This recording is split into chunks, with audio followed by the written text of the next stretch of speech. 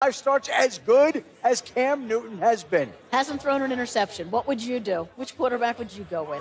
I mean, from a wide receiver perspective, you just said you cannot put the fire out. Kyle Allen is hot. The team is rallying around Kyle Allen by putting Cam Newton back in. Might put the fire out. So Ron Rivera, there's been a lot of things going on in Carolina, but I love what they have in the quarterback position and seeing the defense rally behind this young quarterback. I think it'd be important. It'll be real important for Ron Rivera to really establish an open line of communication with Cam and make sure that this isn't something that is sprung on him if in the event that Kyle Allen does remain the starter. Because that's the kind of thing, look, you kind of throw that on him at the last minute and where Cam's kind of working himself back into health and where he's thinking, look, I'm the franchise guy.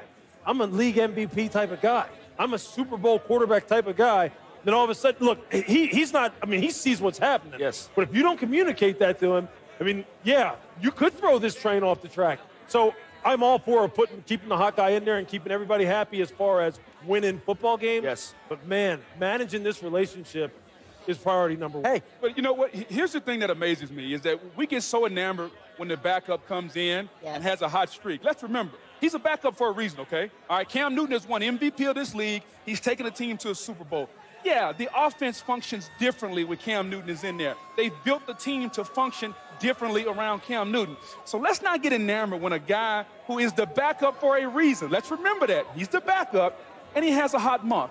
Let's remember Cam Newton has been doing this for a long time, and I have been critical of Cam Newton and his inaccuracy. I've been critical of his body language sometimes, but I still think when he is 100% healthy, Cam Newton deserves the opportunity to be the quarterback. When he is 100% healthy. Yes. And he has taken a lot of hits. Yes. And we've seen a lot of backup quarterbacks emerge. And Cam Newton may get his place. But here's the thing. They have to make a decision not just on next week after the bye, not just this season, but in the long term, whether they want Cam Newton to be their quarterback going forward. And it's not as if he can't play anymore. He's been a great quarterback in the league. But the other guy has an unblemished record right now. And as you mentioned, it's hard to put out that fire. The only thing I would say about, and Booker, I understand, look, I hear you when you say, look, backups are backups for a reason. The only thing I would say about this, though, is, look, Kyle Allen is getting an opportunity now to get an extended look. If you come in as a backup and you do it for 1 or 2 games and you catch fire, I can see your point. You know what? I can see, I've been in that situation. But when a guy now has a kind of, he's starting to extend that resume a little bit, maybe they're expanding the offense a little bit more. Who knows how who knows how the offensive coaching staff is feeling about this? They may be going, hey, look, Cam obviously is the man. I mean, we all know what he's done in this league. But it's about what have you done for me lately. And what this guy is doing for you lately is winning football games in a way that the Carolina Panthers are going, hey. Here's the question I would ask you. If you make that move, are you prepared to move on from Cam Newton? Exactly. For good. Because exactly. If you bench him now, you're not going back to him. Yeah, that's why I'm saying the relationship's important and how you communicate it. Just one more point that may weigh into their decision. Do you know who they face after the bye? San Francisco. The Niners and that defense. Whoa. Welcome back, Cam. As a matter of fact, better get some offensive linemen, too. Hey, Kyle, you go out there. Go ahead, Kyle. Booker is always look forward to the call tonight. Absolutely. And now we move on to Way to Play. Playing the right way. Each Monday on Countdown, we're partnering with the NFL to bring you the Way to Play Play of the Week, highlighting exceptional in-game technique at the high school level. This week's play comes from Schwaben High, right here in Green Bay. Lewis, what do you see? Yeah, we're going to take a look at my guy, Mitchell Opperman, playing cornerback here. And you're going to see this is just textbook taking on a block here on the perimeter, getting rid of the block, and making a perfect form tackle. Keeping your head up, sinking your hips, driving through on contact. Mitchell Opperman, that's as good as it gets. That's how you play the game. Time to rise above the rest. Goodyear, more driven. Coming tonight in the Genesis halftime show, a special live performance by Brantley Gilbert from inside Lambeau Field. And we are so happy to have Brantley here at the tailgate with us. And it looks like he's a Brett Favre fan. What a surprise. And as always, an excerpt from Peyton's Places coming at halftime, and we can share some of that with you right now. Did you know the nickel defense? Was that a... Who cared? I didn't care. You didn't? I didn't know what nickel defense. Really? I heard that. And that's a true story. It took me forever to muster up the energy and Courage to ask. And I knew Ty was probably the best one to ask, but I also knew he was probably not the best one to ask because he was going to tell everyone. Right, like, which he I has. know what nickel which defense he has, yeah. He said, well, you know, nickel defense, are you serious, first of all? And I said, yeah, I'm serious. So, well, they take out a backer and bring in a DB. I was waiting for some, like, great answer. Yeah. I said, that's it? Underwhelming. He goes, yeah, that's it. I'm like, well, hell, who cares? You can see much more of Peyton Manning's visit with Brett Favre in the latest episode of Peyton's Places, now streaming exclusively on ESPN+. And Steve, that comment is just so Brett. It's so Brett. It's so perfect. How he did what he did, it's just amazing to me. He taught me a lot. He really did. And what's your kind of moment there? You know, like something maybe you had to figure out. Well, I was such an idiot. I used to have this long face mask I played with in college that would hit my shoulder when I turned. I'm like, get rid of the face mask and you can start to see the right side of the field. The dumb things from college that you did as a pro, I just embarrassed. What did you hear about in regards to Brett and Mike Holmgren? So Mike Holmgren used to just go crazy, pull his hair out. Brett, you got to throw the ball away. Brett, you got to go 1 to 2. Why do you have to go to 5? I told you tight end back. Why are you going downfield? And he said, look, the coach to quarterback helmet, when Mike could get in his ear right before the play, and I think that came out in 1994, there was a huge change for Brett because Mike could go, Brett, tight end back. That's it. And then Brett started to go tight end back. It's like, then Brett, every once in a while I go, I'm going to go wild. But more than not, Mike Holmgren and that's where it really kind of started to hum when they got the coach to quarterback thing. We could yell at Brett right before the snap. Yeah, a lot of that wasn't funny to Mike Holmgren at the time. No, all of it is so endearing now, obviously, because Brett. He is Hall of endearing, Famer. that's for sure. So Brett Favre hasn't appeared yet in Chris Berman's top 50 plays of all time. My guess is he's It's probably time. pretty high up. Yeah. I don't know if it's quite time yet. What does Boom have in store tonight? I don't know. Let's say hi to Chris Berman.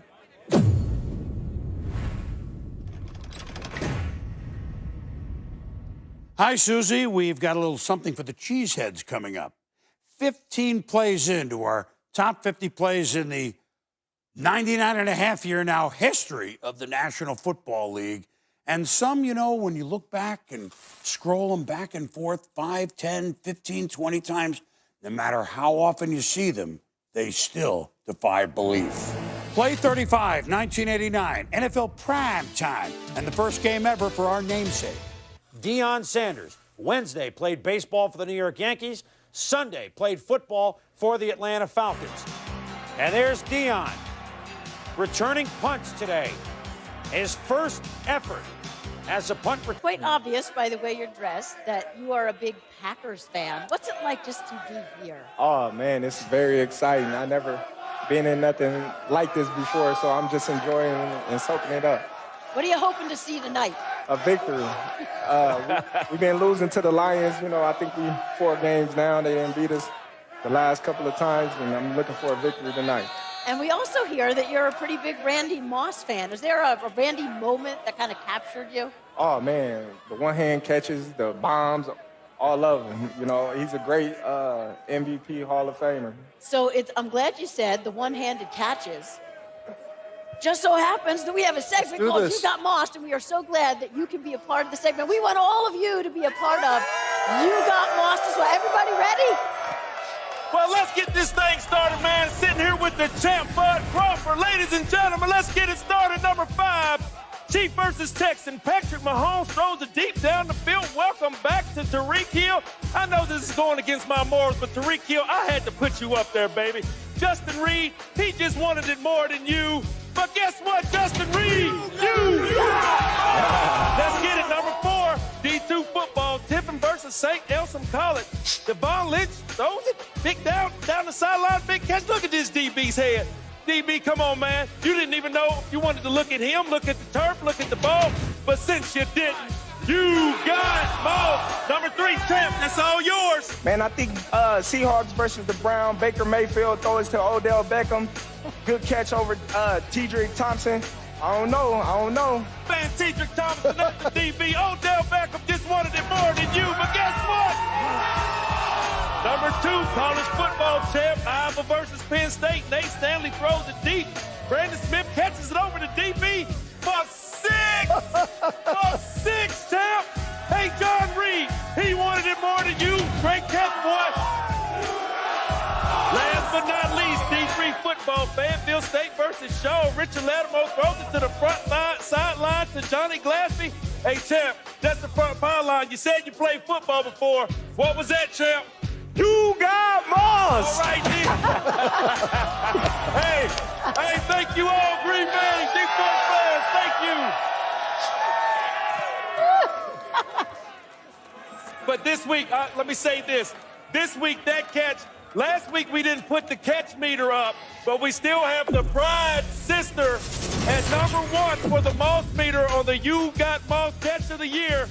Right now, we got the Moss meter. We have the Bride sister going against this week's from Shaw University, Johnny Glaspie. She was great. She's going to be tough to beat. Champ, tell me, you taking the Bride or you taking Johnny? Who you got, champ?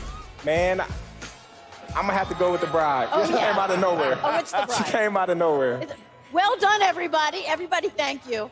So before we let you go, you two are Hall of Famers. Like, what kind of respect do you have for what this man does? You get in the boxing ring for like, 3. You can't. I couldn't go 15 seconds. Like I was like, get me out of here. It's like bull riding. It's like something that you just do. I'll play football, but I will not box. I will play. We're padded. You're not. Dog, keep doing your thing. A lot of man. Much respect. love. Lot of Darren, respect. big fight coming up. Want to give us a little scouting report? I'll be fighting here on ESPN December 14th at Madison Square Garden in New York City. We wish you the best of luck. Let's hit that one more time. December 14th, Madison Square Garden for the World Welterweight Championship, exclusively on ESPN+. Terrence, was so awesome to have you out here. Enjoy your experience tonight it, bro. at Lambeau. So we are looking for a heavyweight fight inside Lambeau. How about Jamal Williams, running back for the Packers? This could be a come-on, man moment.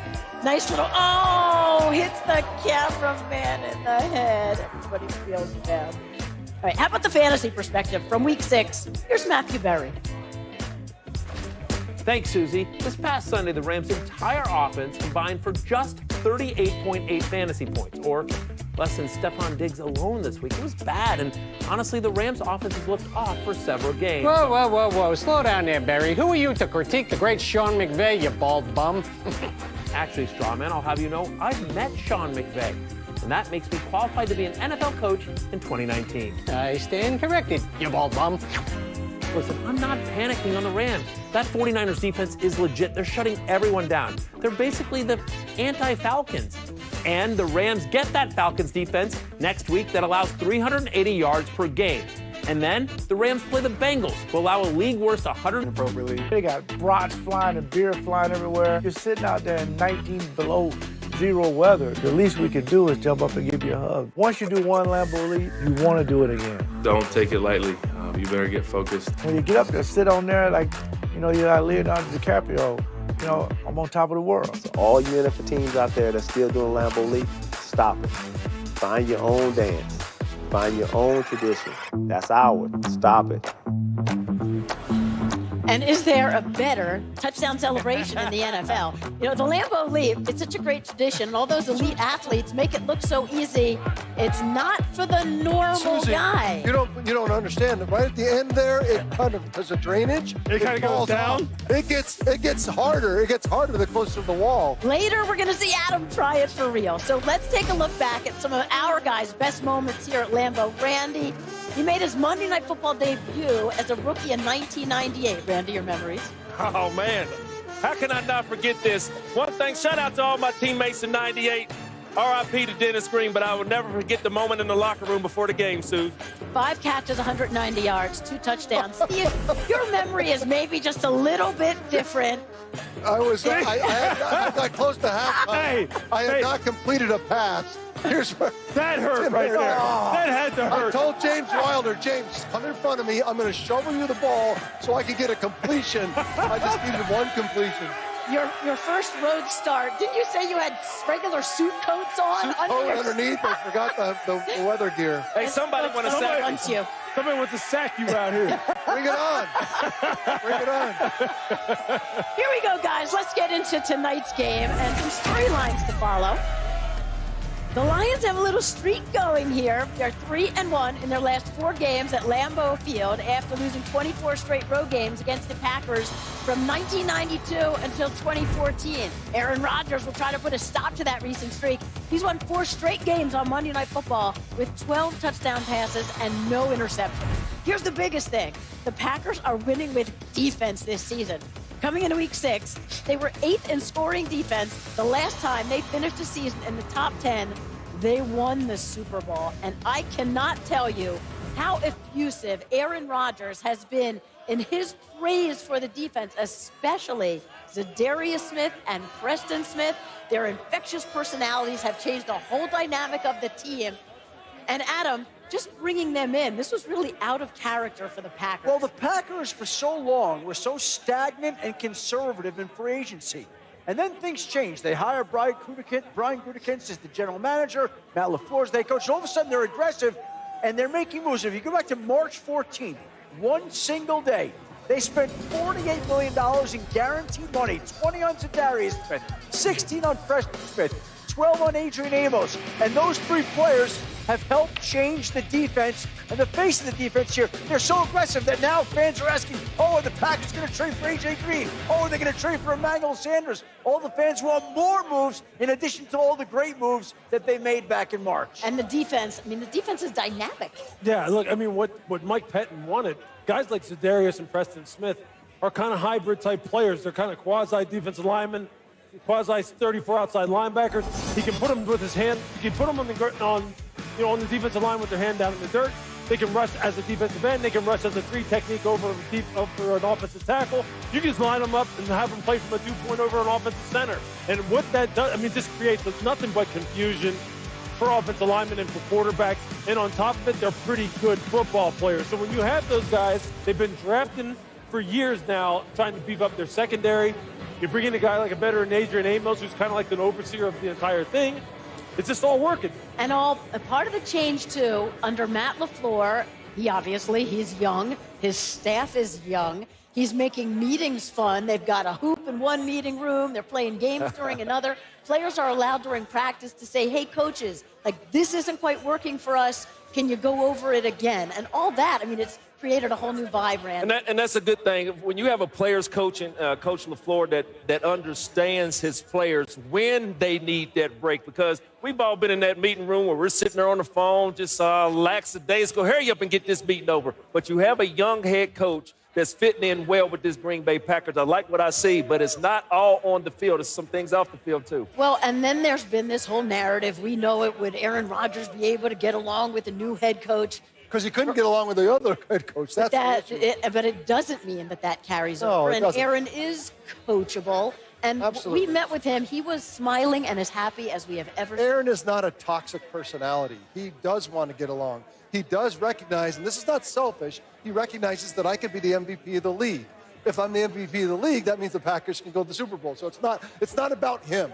But he's saying, I want to be an expansive offense. And so he's patient. He's watching this thing kind of come together, and he's okay. But there will be a time as the season goes on that he says, look, I want more of me because I know if I can get more expansive, we're going to be better for the team. So that relationship is still in flux. It's still positive, but it will have some creative tension throughout the year. And Rodgers had this powerful comment. He said that it went unsaid for a number of years that this team and the personality and everything was on him. And it really was a slight to the defense that it was always all about the offense. And now that it's about the defense, he said, it's this giant jolt of pride, and it's helping everybody. So how about the Lions? How about on that side of things? Matt Patricia trying to change the culture now in his second year. They are definitely working toward just a different type of thing, blue collar, with a work ethic to get it right. Patricia says Matthew Stafford embodies everything they're looking for. Here's the head coach with Lisa Salters. Thank you, Susie. Matt, you've said that this team is starting to look like the one that you envisioned when you took over the job. Coming off the bye, heading into week 6, when you look at your squad, what do you see?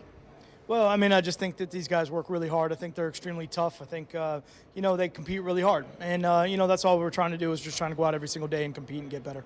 Tough division rival tonight going up against number 12. How do you game plan Aaron Rodgers? Yeah, I mean, it's obviously he's a great player. He's been a great player in this league for a long time, and someone that continually wins. So we got our work cut out for us. We'll go out, give us our best shot, see what happens. Your guy's pretty good too, and Matthew Stafford on the verge of setting some pretty historic records against the Packers, possibly tonight. What's going to be the key for success for Matthew and the rest of your offense? Yeah, I mean, I think, you can't say enough great things about Matthew Stafford and what a great person he is and what a great competitor he is every single day that he comes in our building, and he leads this team.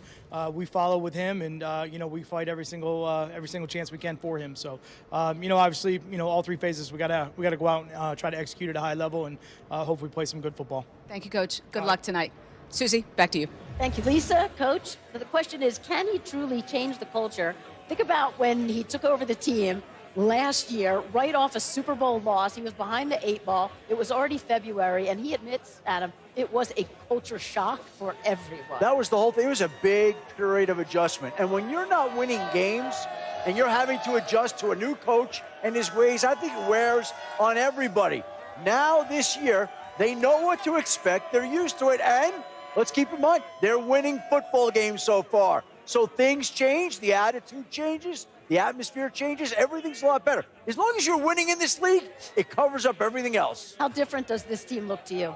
You watch what the Patriots have done and the coaches that have come from the Patriots and the expectation that they would be a great team, and it's been slower than they thought for this culture change. But what I see for the Lions is if they're running the football, they got a shot because they have a quarterback and a defense. If they're not running the football, then they don't have a shot. And they've been horrible at running the football over the last 10, 15 years, and Matthew Stafford's always trying to make up for it. This team needs to figure out how to run the football. We were just sitting here talking about Aaron Rodgers for so many years, and now he has a defense behind him. It's kind of like the same thing with Matthew Stafford and everything that he stands for. He is an elite quarterback, but Matt Patricia bought him some defense. So it is going to be a good game tonight, but I do like what Matty Patricia bought to the whole city of Detroit. Yeah, I think players nowadays want something a little bit different. They want to know why you're asking them to do things first instead of just buying right into the team concept. And I think it took this team a little bit of time to understand why he was asking them to do certain things. And the reason why they're understanding why is because now they're starting to see the positive effect of what he's trying to sell. And ultimately, that's what we all want, right, as players. Yeah. If you can positively impact me, I'll do whatever you ask me to. If you don't positively impact me and we're not answering and we're not winning, I'm gonna tune you out. We know Matt Patricia is super smart, and he was smart enough to recognize that he needed feedback from his players, Sure. and he did. In the offseason, he listened, and he let his guys truly take ownership of this team as well. As a player's coach. He is a player's coach as well, too. So, and few players represent the mentality and culture of the Lions than Matthew Stafford. Physical toughness, we know, but as you'll see a bit later, this past offseason presented a challenge like Booger and Ryan Clark break down Aaron Rodgers and Matthew Stafford, and complete coverage from the NLCS Game 3 Sports Center with SVP after Lions Packers on ESPN and the ESPN app. Lots of quarterback news coming off Week 6, the Sunday slate. Adam, Marcus Mariota was benched. Replaced with Ryan Tannehill, and now the Titans have a quarterback decision to make, Susie. They're expected to inform the players of their decision some point tonight or tomorrow. I think the feeling is if you bench Mariota, maybe you go back to Tannehill, but we'll see what the Titans decide. That decision likely to be made public on Wednesday. As for other quarterback news, the Miami Dolphins benched Josh Rosen yesterday for Ryan Fitzpatrick. That came after Brian Flores said during the week that Josh Rosen was the starter for the remainder of the season, but he felt like Fitzpatrick brought the team a spark.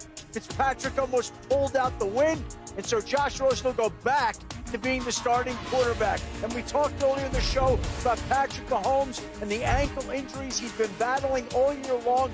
Took some big hits yesterday against the Houston Texans, aggravated that ankle injury yet again. It's the third game this year in which he's injured his ankle. It looks like he's had to play through it. And keep in mind, they have a short week this week, play in Denver on Thursday night. And it's Susie, a few other notes. The Rams placed Aqib Talib, their cornerback, on injured reserve, rib injury. Steelers defensive lineman Stephon Tuitt out for the year, torn pec. Wow. And the Eagles one day, or the week after Zach Brown questioned Kirk Cousins, they released Zach Brown tonight. Multiple teams are expected to be interested. Yeah, he didn't have much to say in the locker room after. Right? Wow. We know we have this big NFC battle here. we haven't talked about the Seahawks yet. Let's give them some love. Big win over the Browns yesterday. And Steve, Russell Wilson just doing magical things after a little incident. To me, Russell Wilson is one of these guys that every play is its own little space that he takes the most out of. He just is present in every single football play, and then he figures out a way to just get to the end of that play with the ball in my hand or in someone else's hand, and it's going to be positive. I can't imagine him having very many negative plays. He's been MVP all year long. And, by the way, he's now leading for MVP in the odds race. Yeah, anyway, why not? Which he clearly deserves. So, you know, it's this conversation that just keeps on giving. We keep having it every week. Who's the true power in the NFC? Who are you riding this week? Well, look, to me, who's bringing the defense in the NFC? It's the Saints, it's the 49ers, it's the Seahawks right now. You can say the Vikings, you can say the Philadelphia. I mean, there's a couple other teams, but those are the teams that are packing the defense, and who has the best quarterback if Drew Brees comes back. To me, it's still the Saints because of those two things. And I would have to piggyback that, Steve. I said time and time again that the New Orleans Saints have playmakers on all three levels. They've been showing that in Drew Brees' absence, rallying behind Teddy Two Glove. So you're asking me the team to beat in the NFC when Drew Brees comes back or with Teddy Bridgewater in, to me, it still is the New Orleans Saints. Yeah, you'd have to go with one of those two, either the Saints or the 49ers. One, because defense is ruling the day with those two teams, but two is this. I think the coaching for both of those teams right now, their ability to coach around injuries, coach around backups having to play in the football game. I mean, look, San Francisco had both starting tackles, missing in the game. Kyle Shanahan's like, that's okay. We're still going to run the football against you. Yeah. Teddy Bridgewater, now he's not just a dink and dunk quarterback. Sean Payton goes, oh, no. We're not just going to do that. We're going to throw the football down the field too. So I think what you're seeing is when you're talking about the discussion of who the best teams are, the best coaches are leading the way, and they're starting to rise to the top in that area too. And funny you say that. In talking to the Jacksonville Jaguars today, the one thing they said to me is the team that is the best team we faced all year, and it's not close, is the New Orleans Saints. They felt the defense was strong, the lines were strong, and they felt the difference. That coaching staff is a huge deal. They think the Saints are the best team that they faced. We cannot go without saying the Packers. I mean, this team tonight could be one of those, like, this defense continues to gel. Yep, said defense. You get a great offensive quarterback and a great offensive coach like the Saints, like the 49ers, with a good defense or a great defense. That's how you get to the Super Bowl. So I'm glad you brought up the Packers, because it's about time for us to head inside. And clearly, we have adopted a tradition that is all their own, and there's only one way for us to go inside.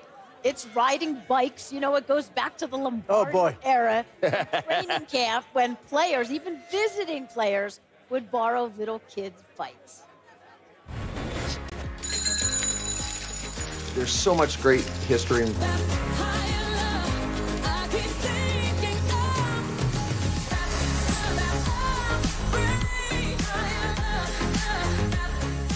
Huge game tonight at Lambeau Field. Lions and Packers, a great old-time rivalry in one of the most iconic stadiums in sports. The Lions with the upper hand the past 2 seasons with clean sweeps. Matthew Stafford trying to keep it rolling and armed this season with a newfound perspective. Matthew Stafford was a star quarterback at Georgia, so no surprise, it's where he met his wife, Kelly, who was a cheerleader at the school. Their journey took them to Detroit. Stafford, the #1 overall pick in the 2009 draft, and they married in 2015. Stafford's football life has been marked with ups and downs, but the toughest test of all, Kelly's stunning diagnosis last April. Jeremy Schack shares the meaning behind Stafford Strong.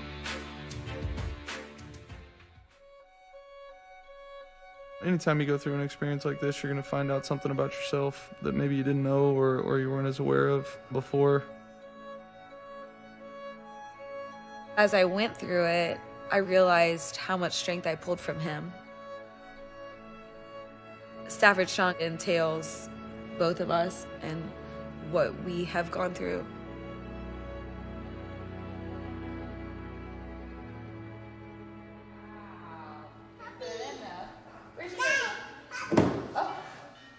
This past January, Matthew and Kelly Stafford were heading west with their 3 little girls to get out of the Michigan cold and into the California sun. The season was over. We were packing up to get out of Detroit for a little bit. I noticed some things that I remember telling my mom, I was like, I think I'm just aging. I've been lightheaded, I've done all that, but I've just never felt the room spinning feeling I was having. And then the vertigo hit, and that's when it really kind of cued to me. I was like, I'm not okay, or I'm something's going on. I don't know what it is. Eventually, I think Matthew was one that was like, we just had to go get you checked. You know, it was one of those where you're going into an MRI and expecting it to come back completely clear. Weren't expecting to get the results, obviously, back that we got. When we walked in to the doctor's office, this nice little lady, she had my MRI pulled up and kind of just like, okay, well, here is your brain tumor. And on that scan, it looked big. We were walking out, I was like, I feel like that does not look insignificant. Kelly was diagnosed with an acoustic neuroma, a non-cancerous tumor in her brain. You don't think 29-year-old people get brain tumors and have to have brain surgery. You know, you just don't think about it. And she handled it as good as I could have ever imagined anybody handling it. This is a tumor that grows right at the brainstem, so the major risks for this tumor would be facial movement, hearing, and balance problems. Dr. Thompson suggested we remove it. I just want it over with. I want it to be done with. That's kind of... Yeah, she was more ready than I was. As surgery approached in April, Kelly and Matthew prepared for what they expected to be the hardest day of their lives. I was terrified. I was terrified to not be here. I had all the confidence in the world in our surgeon, but it's brain surgery. And I think I told him a million times, I was like, I'm gonna be fine up until surgery. Like, I'm ready, let's do it. But the minute they pulled me from you and they were like, that's gonna be my toughest moment. I wrote everyone who was there letters that was in that waiting room. I read them and tore me up. I just told him everything I loved about him. And it's long because he's a great man.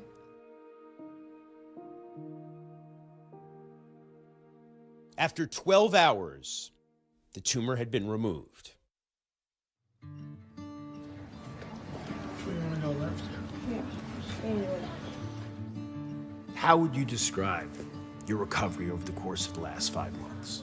I think it started slow. And for those first few months, it was a lot of kind of motor skills, moving my head back and forth quickly. I think at about 2.5 months, I started feeling, okay, I'm gonna start kind of getting into a little more. How do you feel, Cup? Are you dizzy or you feel good? It's probably a little unstable. Yeah. After struggling to relearn how to walk, this is Kelly Stafford, 5 months after brain surgery. Throughout her recovery, she's been open on social media about her struggles, her victories, her fears. She punctuates her posts with the hashtag #StaffordStrong. I wanted people to know that it's okay to be scared. I really was terrified of losing facial function. I was terrified of not being able to hear my girls yell at me. I wanted everyone to know everything I was kind of feeling at that moment. As the Staffords adjust to what Kelly calls their new normal, their perspective on life has changed. You know, I yawn and one side kind of moves a little more than the other, or when I cry, I only cry out of this eye. I really don't notice it, but few moments in life. And honestly, those few moments, I'm like, I don't care. What do you think you guys learned about each other? To see somebody go from where she was the night after the surgery to where she is now in such a short amount of time. I obviously learned, not that I didn't know it already, but just how tough she is. Going through this, I really learned how strong we were. Nothing else matters. Just family. It is so great to see Kelly here tonight. Kelly has shared so much of this battle online. She uses the Stafford Strong hashtag as her mantra. Matthew holds on to it in the way for the Packers. We left our friends outside. The tailgate made our way inside Lambeau Field, and we just can't wait. Tonight we put the stamp on Week 6 with a big-time matchup. Lions and Packers. Winner takes the top spot in the NFC North. As we count you down to kickoff, we'll zero in on the biggest stars tonight with our Field Pass. So first off, let's debunk the myth that Rodgers and Matt LaFleur aren't on the same page. Rodgers has embraced the challenge of learning a new offense for the first time in 14 years, and LaFleur wants his quarterback to take advantage of his unique talents. But Steve, how can you tell it's a work in progress? Because they are not taking advantage of his unique talents outside of the pocket. His receivers have a dance step to perform when he breaks one way or the other. And I don't see the old Jordy Nelson, the guys that have just come open as he scrambled. This is a guy that can throw the ball all the way down the field to the end zone. As he comes out, watch. If he's going to go right, the guy at the sideline goes deep. Everyone else crosses the field in front of Aaron, and he lets it go. And this is what they used to do all day long in the old days, right? Jordy, this was what they were known for. That was the play out of the huddle half the time. This year, you see, receivers are kind of frozen. They're supposed to go deep on the sideline, come straight across back to the field. Aaron doesn't have the confidence, comes back the other way. The other guys don't know which way to go, and it's an incompletion. They got to get on the same page, because that's, I'm not going to say half of the Packer offense, but it's a lot of it. They're all learning a new language. That takes time. Yeah, there's no question about that. They are. And the good thing about the Packers, though, right now is the fact that he has time to continue to work into this. One, because the run game is working, and two, because the defense is so strong. So he has time to continue to figure this out. Because when they do start hitting on the offensive side of the ball, throwing the football, look out with this football team. Big blow to the offense. No Davante Adams, still recovering from turf toe. For more, let's bring in Lisa Salters. Hi, Lisa. Hey, Susie. Well, it's no secret that Davante Adams being out for the Packers takes away Aaron Rodgers' most potent weapon. Adams leads the team with 378 receiving yards, and all the other wideouts on the roster have just 360 yards combined. Now, without Adams last week, Packers wide receivers had just 4 catches against Dallas. That was the fewest in a Packers win in 18 years. Marquez Valdes-Scantling is their second leading receiver with 235 receiving yards this season. And head coach Matt LaFleur told us with Davante out, we're going to want to get Marquez going. But LaFleur said a big question will be if the Packers' offensive line can hold up long enough for Aaron Rodgers to go through his progressions. All the wideouts got to step up, Davante Adams told us. There's a lot to prove. Susie? Lisa, this could be an issue for a while. So, Randy, Geronimo Allison, what role can he play without Adams? What I really think when you look at, like Lisa just said, with Adams being out, you have to look over the middle. I like Geronimo Allison because of his big catch radius, being a big, tall receiver, being able to work the middle. Everybody knows what he has in his tight ends. Everybody knows what he has in Davante. But right now, you heard him talking about Scantling need to step up. I really think Geronimo Allison being able to work the middle for Aaron Rodgers, definitely when he escapes the pocket that Steve just put on the tape, I need to see Geronimo Allison making some big plays across the middle tonight. Meantime, for Detroit, a huge plus. They get their #1 corner, Darius Slade, back. Lewis, he missed week 4. How do you expect the Lions to play this tonight? I expect them to play with a lot of tight man-to-man coverage. Look, this is one of the best secondaries in the NFL. This is a team that likes to get up on you and really challenge you at the line of scrimmage. And we'll see here that we have a tape here of showing how this team has done against some of the most explosive offenses in the NFL. This is against the Kansas City Chiefs a few weeks ago. You see how they challenge people at the line of scrimmage, and you see how strategic they are with their rush games. Here you're going to see they're going to force Pat Mahomes to slide left and throw opposite his throwing arm, and then they release some of the people who are spying on him then to produce late pressure. Here you're going to see them. They're going to show 6 up in the line of scrimmage. They're going to drop some people out and flood the middle of the field. And you're going to see a defensive back here down the field take a shot at the wide receiver and bump him off outside of that 5-yard bump zone, which is illegal, but they're still going to try and do it. And that makes Patrick hold the football and then have an inaccurate throw. Here again, down in the red area on the goal line. See how they don't drift into the end zone. They pick up the receivers in front of the end zone. Then you're going to see here Dustin Coleman makes one of the best plays you'll see a defensive back make on any film this year, how he drives downhill on that throw and punches the ball out. These guys are hunters in the back end, and they will give Aaron all they can handle tonight. Let's move over to the Lions offense. Steve, we touched on the Packers' new offense. It's a new system for Matthew Stafford as well under Darrell Bevell. How does it play to his strength? You know, I think that it gets him, he's a much underappreciated quarterback. He's a guy that, honestly, he just gets the help that's necessary, and he's got that help. The one key that I would say for Matthew is that can somebody run the football behind him? I mean, honestly, you go back 10, 15 years, since he broke in, and it hasn't been that long, but if you go the running game that he has been behind him all those years, it's 23, 27th in the league, 29th in the league, 17th in the nothing above average. If they can get a running game going behind Matthew Stafford, this guy can take you to the Super Bowl. This guy is good enough to do that.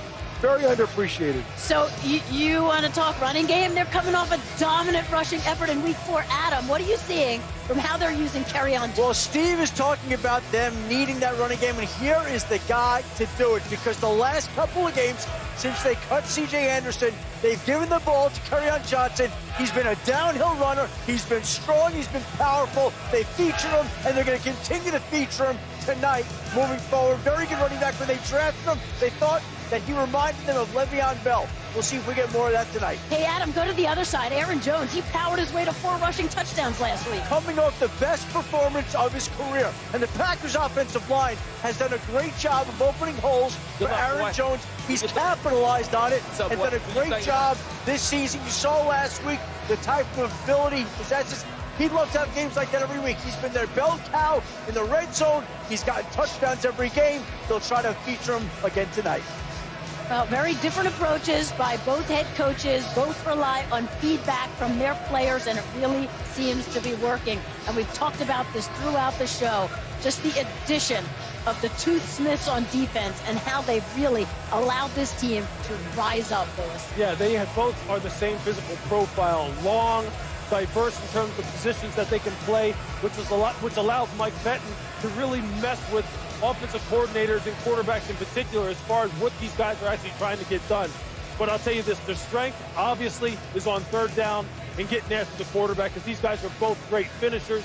They play with tremendous energy. They have speed. They have power. And it's a new day as far as the Green Bay Packers are concerned, as far as what is leading this football team as of right now. And it starts with these two, the Smith brothers, on defense. Well, it's great to be here inside Lambeau Field. There's nothing quite like it. So still coming tonight, Adam, we have your first ever Lambeau Leap. Walls just over there looming over you. And we're just wondering if perhaps there might be some come on man moments. You know, Adam has appeared in Come On Man quite a bit. And what we've noticed is he's sneaky athletic. He is just showing off. Not gonna happen, Jeffy.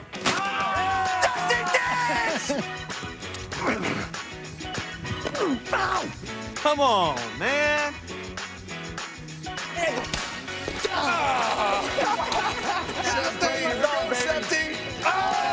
Come on, man. Come on, man. How's it going? Good to see you. Hi, how are you? Seriously. What is that, yoga? I don't know if that's going to help. It's not going to make him jump any higher. But, you know, let's hope.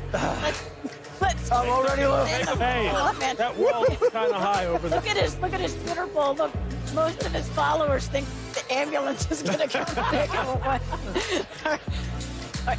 Do you know it's the Monday Night Football debut for Matt LaFleur as the head coach? Maybe the start of something big in a place where streets have been named for the greatest coaches and players. Booger McFarland one-on-one with the coach ahead. Monday Night Countdown is presented by Call of Duty. Rated M.